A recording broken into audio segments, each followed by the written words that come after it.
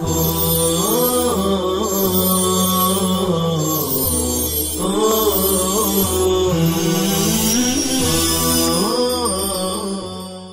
الرحیم الحمدللہ رب العالمین والصلاة والسلام علی سید الانبیاء والمرسلین محمد وعلی آلہ واصحابہ اجمعین اما بعد۔ عزیز طلبہ اکرام، کتاب الوکالت کا سبق چل رہا ہے۔ کتاب الوکالہ میں ہم نے چند مسائل پہلے پڑھ لیے ہیں۔ اب آج ہماری عبارت یہاں سے شروع ہو رہی ہے، وَمَنْ وَكَّلَ رَجُلًا بِشِرَاءِ شَيْءٍ۔ دیکھیے، وَمَنْ وَكَّلَ رَجُلًا بِشِرَاءِ شَيْءٍ فَلَا بُدَّ مِنْ تَسْمِيَةِ جِنْسِهِ وَصِفَتِهِ وَمَبْلَغِ ثَمَنِهِ إِلَّا أَنْ يُوَكِّلَهُ وَكَالَةً عَامَّةً فَيَقُولُ ابْتَعْ لِي مَا رَأَيْتَ۔ اور جو شخص کسی آدمی کو کسی چیز کے خریدنے کا وکیل بنائے تو ضروری ہے کہ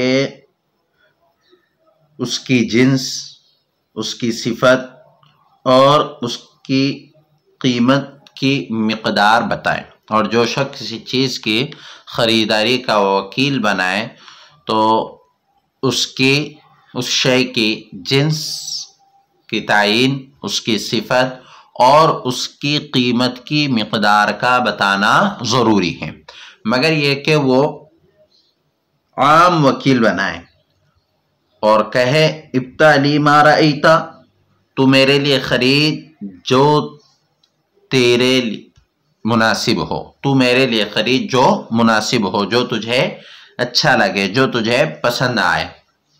اب دیکھیے، یہاں پر وکیل بنانے کے مسائل بیان کر رہے ہیں کہ جب وکیل بنا دیا جائے تو وکیل بنانے کے لیے ضروری ہے کہ جس چیز کے خریدنے کا وکیل بنا رہا ہے یا جو کام کرنے کا وکیل بنا رہا ہے تو اس کام کی اور اس شے کی جنس کو متعین کر دیں کہ اس کی جنس کیا ہو، اس کی صفت کیا ہو، اس کی مقدار کیا ہو۔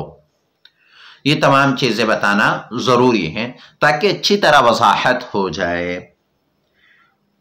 مثلا ایک شے کے خریدنے کا وکیل بنایا تو اس کی سب سے پہلے اس کی جنس بتانا ضروری ہے۔ جنس کا مطلب جیسے مثال کے طور پر اس نے کہا کہ آپ میرے لیے ایک چیز خریدنے کا وکیل بنیے، وہ چیز کیا ہے، اس کی صفت کیا ہے اور اس کی مقدار کیا ہے، یہ بتانا ضروری ہے۔ مثال کے طور پر ایک کتاب خریدنے کا وکیل بنایا کہ میرے لیے آپ ایک کتاب خریدیے، تو کتاب کی جنس کیا ہے، کون سی کتاب خریدنا ہے، تو مختصر القدوری خریدنا ہے، یہ کتاب خریدنا ہے۔ اس کی صفت بتانا ضروری ہے کہ وہ کیسی ہو، کلر والی ہو، بغیر کلر کی ہو، یا جلد والی ہو، بغیر جلد والی ہو، تو اس کی صفت بتائے کہ عمدہ میرے لیے آپ یہ کتاب خرید کر لائیں۔ وَمَبْلَغِ ثَمَنِهِ، اور اس کی قیمت کی مقدار بتانا ضروری ہے۔ قیمت کی مقدار کا مطلب 10 روپے کی، 20 روپے کی، 50 روپے کی یا 100 روپے کی، تو وکیل بنانا درست ہوگا۔ اسی طرح کہے کہ آپ میرے لیے ایک گھر خریدیے، اب وہ گھر کہاں خریدنا ہے، گھر یہ تو جنس ہوگی کہ آپ میرے لیے گھر خریدیں، کہاں خریدنا ہے، پھر کیسے خریدنا ہے، اس کی پوری صفت بتائے، 2 روم 3 روم، کتنے بائی کتنے کا وہ گھر ہونا چاہیے، کیسا ہونا چاہیے، کلر میں بغیر کلر کیا ہوا ہو، بغیر کلر کیا ہوا ہو، اور اس کے دروازے کھڑکی کس طرح ہو، یہ تمام صفت کا بتانا ضروری ہے۔ اور اس کی قیمت بتائے، 10 لاکھ میں خریدنا ہے، 20 لاکھ میں خریدنا ہے۔ ہاں مگر یہ کہ اس نے عام وکیل بنایا اور یوں کہہ دیا ہو کہ آپ اپنی پسند سے جو بھی گھر خریدنا چاہیں یا جو کتاب خریدنا چاہیں تو آپ خرید لیں، اگر اس طرح کہتا ہے تو پھر اس طرح کہنا صحیح ہوگا۔ اور جب یہ بتا دیا اور اس کو اختیار دے دیا تو اب ایسی وکالت صحیح ہو جائے گی۔ وَإِذَا اشْتَرَى الْوَكِيلُ، اور جب وکیل نے خریدا، وقبض المبیع اور مبیع پر قبضہ کر لیا، ثم اطلع على عیب پھر کسی عیب پر مطلع ہوا، فلہ ان یردہ بالعیب ما دام المبیع فی یدہ تو اس کے لیے جائز ہے کہ وہ عیب کی وجہ سے اس کو لوٹا دے جب تک کہ مبیع اس کے قبضے میں ہو۔ فإن سلمہ الی الموکل پس اگر اس نے موکل کو سپرد کر دیا، لم یردہ تو مبیع کو نہیں لوٹائے گا مگر موکل کی اجازت سے۔ اب دیکھیے اس مسئلے میں کیا بیان کیا جا رہا ہے کہ وکیل نے ایک چیز خریدی اور اس پر قبضہ بھی کر لیا،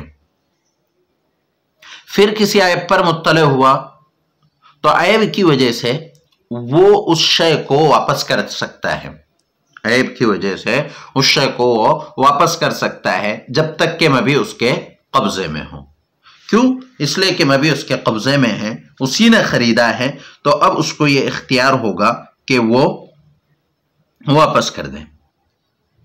لیکن اب اس نے موکل کو سپرد کر دیا تو اب وہ خود موکل کی اجازت کے بغیر نہیں لوٹا سکتا۔ کیوں؟ اس لیے کہ جب تک وہ شے اس کے قبضے میں تھی تو وہ اس کا وکیل تھا، لیکن جیسی ہی اس نے وہ شے موکل کے سپرد کر دی تو اب وہ اس شے کا مالک نہیں رہا، اور اس کو جو اختیار تھا خریدنے کا، بیچنے کا، واپس کرنے کا، وہ اختیار وکالت ختم ہونے سے پہلے تھا۔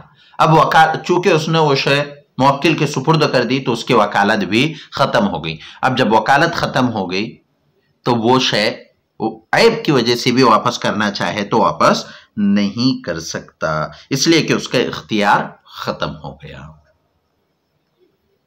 وَيَجُوزُ التَّوْكِيلُ بِعَقْدِ الصَّرْفِ وَالسَّلَمِ اور وکیل بنانا جائز ہے عقد صرف اور عقد سلم کا۔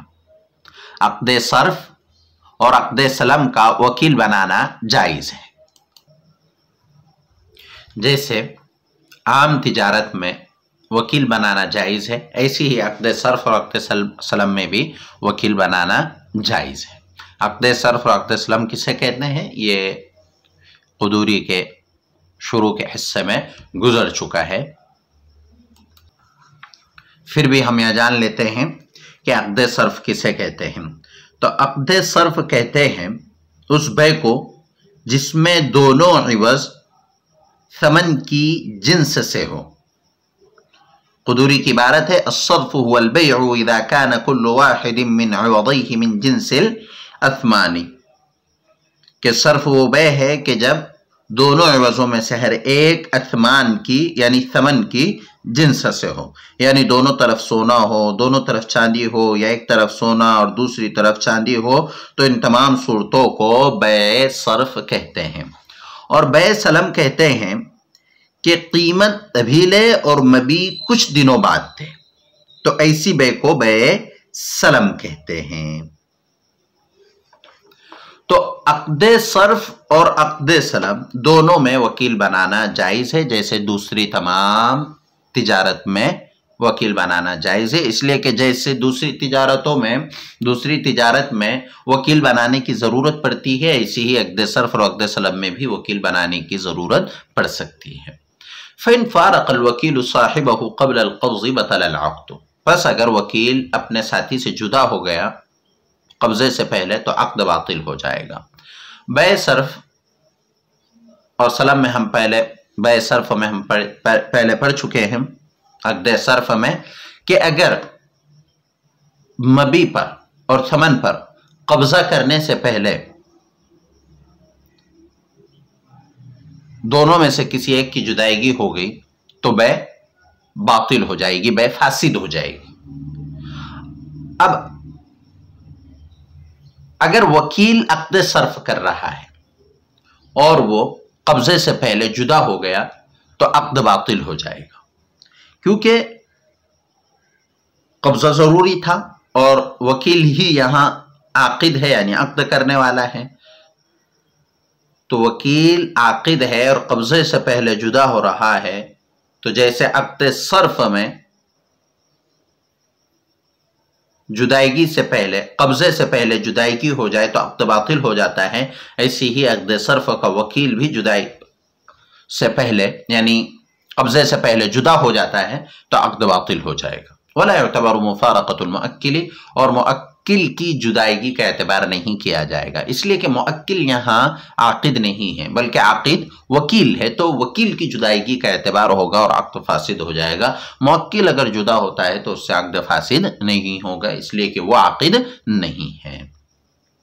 وَإِذَا دَفَعَ الْوَكِيلُ بِالشِّرَاءِ الثَّمَنَ مِن مَالِهِ وَقَبَضَ الْمَبِيعَ، اور جب وکیل اپنے مال سے قیمت ادا کر دے خریداری کی، اور جب وکیل خریداری کی قیمت اپنے مال سے ادا کر دے، وَقَبَضَ الْمَبِيعَ، اور مبیع پر قبضہ کر لے، فَلَهُ أَن يَرْجِعَ بِهِ عَلَى الْمُؤَكِّلِ، تو اس کے لیے جائز ہے کہ وہ موکل سے قیمت اصول کر لے۔ فَإِنْ هَلَكَ الْمَبِيعُ فِي يَدِهِ قَبْلَ حَبْسِهِ هَلَكَ مِن مَالِ الْمُؤَكِّلِ، پس اگر مبیع ہلاک ہو جائے اس کے قبضے میں روکنے سے پہلے تو موکل کے مال سے ہلاک ہوگا۔ وَلَمْ يَسْقُطِ الثَّمَنُ، اور ثمن ساقط نہیں ہوگی۔ وَلَهُ أَن يَحْبِسَهُ حَتَّى يَسْتَوْفِيَ الثَّمَنَ، اور اس کے لیے جائز ہے کہ وہ مبیع کو روکے رکھے یہاں تک کہ ثمن مکمل طور پر اصول کر لے۔ فَإِنْ حَبَسَهُ، پس اگر اس نے روکے رکھا، فَهَلَكَ فِي يَدِهِ، پھر اس کے قبضے میں اسے ہلاک ہو گئی، كَانَ مَضْمُونًا ضَمَانَ الرَّهْنِ عِنْدَ أبي يوسف رحمه اللہ، تو وہ امام ابو یوسف رحمۃ اللہ علیہ کے نزدیک رہن کا ضامن ہوگا، اور امام محمد رحمۃ اللہ علیہ کے نزدیک وہ اس پر بے کا ضمان لازم آئے گا۔ اب دیکھیے اس مسئلے میں کیا بیان کیا جا رہا ہے۔ وکیل نے موکل کے لیے ایک چیز خریدی، اب وہ شے کی جو قیمت تھی وہ وکیل نے اپنے جیب سے دی تھی اور مبیع پر قبضہ کر لیا، تو اب اس شے کی قیمت جب موکل کی طرف سے وکیل نے ادا کیا ہے تو موکل کے لیے جائز ہے کہ وہ اپنی قیمت اصول کر لے، اس لیے کہ اس نے تو موکل کے لیے خریدا ہے اور اپنی طرف سے دیا ہے۔ اب جب اپنی طرف سے قیمت دیا ہے تو موکل سے اصول کر لے گا، لیکن وہ مبیع فَإِنْ هَلَكَ الْمَبِيعُ فِي يَدِهِ قَبْلَ حَبْسِهِ، پس اگر وہ مبیع ہلاک ہو جائے وکیل کے قبضے میں اس کو روکنے سے پہلے تو موکل کے مال سے ہلاک ہوگی اور ثمن ساقط نہیں ہوگا۔ کیوں؟ اس لیے کہ موکل کے لیے ہی اس نے خریدا ہے۔ اب جب موکل کے لیے اس نے خریدا ہے تو گویا وہ شے اس کے قبضے میں امانت ہے، اور امانت بغیر تعدی کے ہلاک ہو جائے تو وہ قابل ضمان نہیں ہوتی ہے، اس کی وجہ سے ضمان لازم نہیں ہوتا ہے، لہذا وہ شے اگر ہلاک ہو جاتی ہے تو ثمن ساقط نہیں ہوگا۔ وَلَهُ أَن يَحْبِسَهُ، اور اس کے لیے جائز ہے کہ مبیع کو روکے رکھے یہاں تک کہ قیمت اصول کر لے۔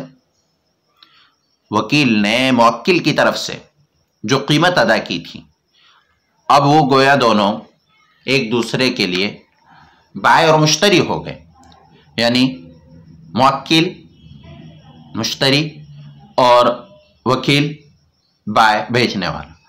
اب وکیل نے چونکہ قیمت اس کی طرف سے دی ہے تو اب وہ مبیع کو اپنے پاس رکھ لے گا جب تک کہ موکل قیمت نہ دے دے۔ وَلَهُ أَن يَحْبِسَهُ، اس کے لیے جائز ہے کہ اس کو روکے رکھے یہاں تک کہ قیمت اصول کر لے، جب تک کہ موکل قیمت نہیں دے دیتا تب تک کہ وہ مبیع اپنے پاس رکھ سکتا ہے۔ جب موکل قیمت دے گا تو وہ مبیع واپس کر دے گا، مبیع موکل کے سپرد کر دے گا، لیکن اب اس نے روکے رکھا، فَإِنْ حَبَسَهُ، اس نے روکے رکھا، فَهَلَكَ فِي يَدِهِ، اس کے قبضے میں وہ چیز ہلاک ہو گئی، تو اب ضمان آئے گا یا نہیں آئے گا؟ تو ضمان لازم ہوگا، اس لیے کہ اس نے روکے رکھا تھا۔ امام ابو یوسف رحمۃ اللہ علیہ کے نزدیک رہن کا ضمان ہوگا، اور امام محمد رحمۃ اللہ علیہ کے نزدیک بیع کا ضمان لازم ہوگا۔ رہن کا ضمان لازم ہونے کا کیا مطلب ہے؟ یہ تو بات ہے کہ وکیل نے وہ چیز روکے رکھی ہے موکل کی، تو اب وہ امانت نہیں رہی بلکہ وہ بائع اور مشتری کا معاملہ ہو گیا، تو اب اگر ہلاک ہوتی ہے تو وہ شے قابل ضمان ہوگی، قابل مضمون ہوگی، یعنی ضمان لازم آئے گا۔ امام ابو یوسف کے نزدیک رہن کا ضمان کا مطلب یہ ہے کہ اگر رہن والے کے پاس شے مرہون ہلاک ہو جائے تو یہ دیکھا جاتا ہے کہ شے مرہون کی قیمت کتنی تھی اور قرض کتنا تھا. جتنا قرض تھا اتنا ساقط ہو جائے گا اور جو زیادہ قیمت ہو وہ راہن کی طرف واپس لوٹائی جائے گی. اب یہاں پر بھی یہی صورت ہوگی کہ اگر مبی کی بازاری قیمت یعنی بازار میں جو اس کی قیمت ہے تو وہ دیکھی جائے گی کہ ثمن سے کم ہے یا زیادہ ہے. اگر کم ہو تو جتنی بازاری قیمت ہوگی وہ ساقط ہو جائے گی اور جو قیمت اس سے زائد ہوگی وہ ثمن ہوگا اور وکیل موکل سے اصول کرے گا. مثال سے اس کو سمجھ لیجئے. مثلا ایک چیز ہے، یعنی مثال کے طور پر ہم مان لیتے ہیں کہ ایک کتاب ہے. اس کتاب کی قیمت 500 روپے ہے اور جو ثمن وکیل نے ادا کیا ہے وہ 700 ہے. تو بازار کی قیمت کتاب کی صرف 500 ہے اور ثمن جو وکیل نے ادا کیا ہے وہ 700 ہے. تو اب جو 500 سے بڑھ گئے 200 روپے وہ وکیل موکل سے اصول کرے گا. پورے 500 روپے اصول، یعنی صرف پورے 700 اصول نہیں کرے گا، اس لیے کہ 500 کی تو وہ کتاب ہے بازار کے اعتبار سے اور اس نے 700 دیا تھا، تو صرف 200 روپے کی اصولی ہوگی. اور امام محمد رحمۃ اللہ علیہ فرماتے کہ نہیں، بے کا زمان لازم ہوگا. بے کے زمان کے لازم ہونے کا کیا مطلب ہے کہ جب بائع اور مشتری دونوں ایک دوسرے کے لیے ہو گئے ہیں، یعنی وکیل نے یہاں مال روکے رکھا ہے تو وہ گویا بائع کی طرح ہو گیا اور موکل جو ہے وہ مشتری ہو گیا. اب جب مبی ہلاک ہو جائے تو مبی کی جتنی قیمت تھی وہ سب ساقط ہو جائے گی. یعنی 500 میں سے جو 200 روپے امام ابو یوسف رحمۃ اللہ علیہ کے یہاں لازم ہو رہا ہے وہ 200 روپے بھی لازم نہیں ہوں گے، بلکہ اب موکل وکیل سے کچھ بھی نہیں لے سکے گا کیونکہ مشتری کو کچھ دیا ہی نہیں کہ اس سے کوئی قیمت لے. یعنی وکیل اب 1 روپیہ بھی موکل سے اصول نہیں کر سکتا، اس لیے کہ اس کی پوری قیمت ہلاک ہو گئی. تو خلاصہ کلام یہ ہوا کہ اگر وکیل نے کوئی چیز اپنے پاس قیمت اصول کرنے کے لیے روکے رکھا تھا اور وہ شے ہلاک ہو جاتی ہے تو امام ابو یوسف کے نزدیک رہن کا زمان لازم آئے گا. یعنی بازار کی قیمت کے علاوہ جتنی قیمت ہے جو ثمن ہے وہ وکیل موکل سے اصول کرے گا اور امام محمد رحمۃ اللہ علیہ کے نزدیک کچھ بھی اصول نہیں کرے گا، اس لیے کہ یوں سمجھا جائے گا کہ بائع کے پاس سے وہ شے ہلاک ہو گئی مکمل طور پر، تو مشتری سے وہ کچھ بھی اصول نہیں کرے گا. لیکن راجح قول حضرت امام محمد رحمۃ اللہ علیہ کا ہی ہے، جیسے کہ حاشیے میں بھی موجود ہے. ورجح دلیلہما. تو یہ وکالت کے کچھ مسائل آج ہم نے یہاں پڑھ لیے ہیں. اکتفی ھذا الکلام. السلام علیکم ورحمۃ اللہ وبرکاتہ.